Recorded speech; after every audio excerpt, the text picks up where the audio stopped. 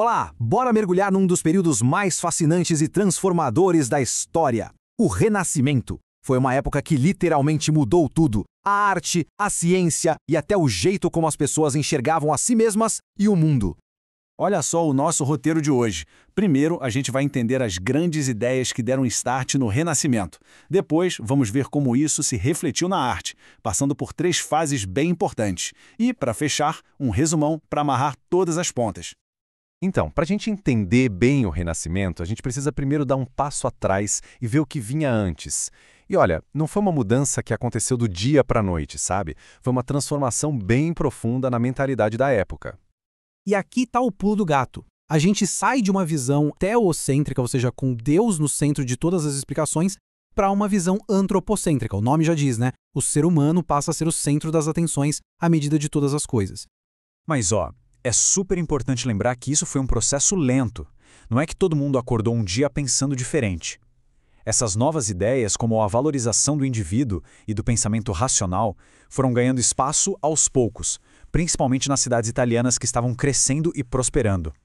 Tá, mas que ideias eram essas que serviram de motor para essa transformação toda? Vamos dar uma olhada nos conceitos que foram a base filosófica do Renascimento.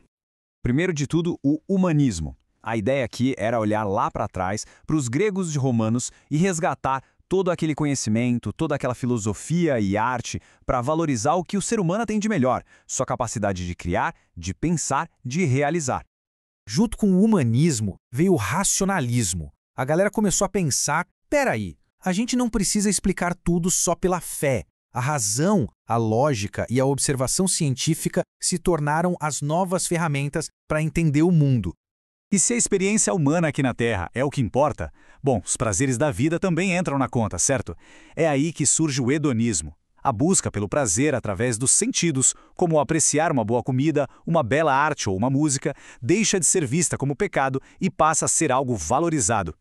Muito bem, a gente já viu as ideias. Agora, como é que isso tudo começou a aparecer na arte? Vamos viajar para o século XIV, o período que os italianos chamam de Trecento.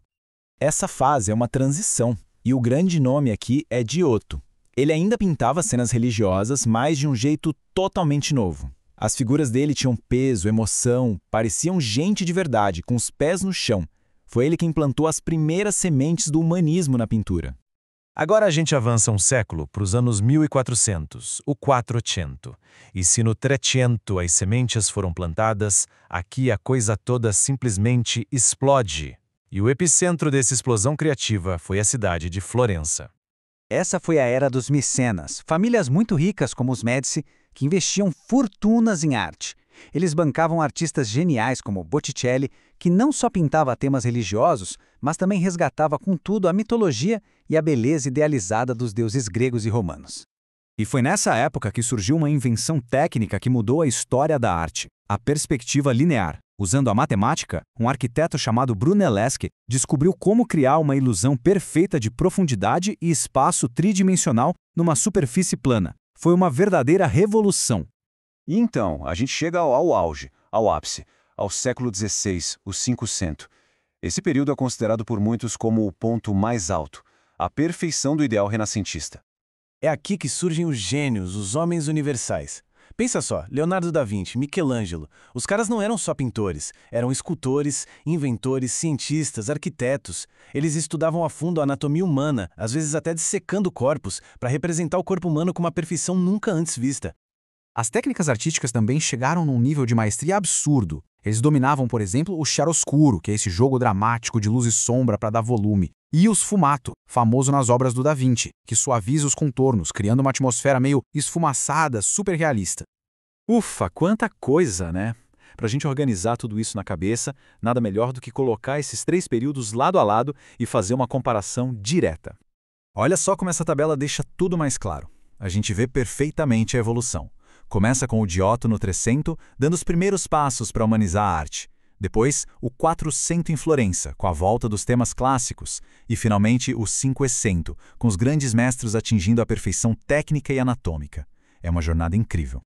E para encapsular o espírito dessa era, essa frase de Shakespeare, um gigante do Renascimento, é perfeita. Ela fala sobre a curiosidade, sobre a ideia de que o universo é muito mais vasto e complexo do que as velhas explicações permitiam imaginar. Era um convite para explorar. E isso nos deixa com uma reflexão. O Renascimento colocou uma lente de aumento sobre o ser humano. E a arte de hoje? Se a gente parar para pensar, para onde ela está apontando o nosso olhar agora? Fica aí a pergunta.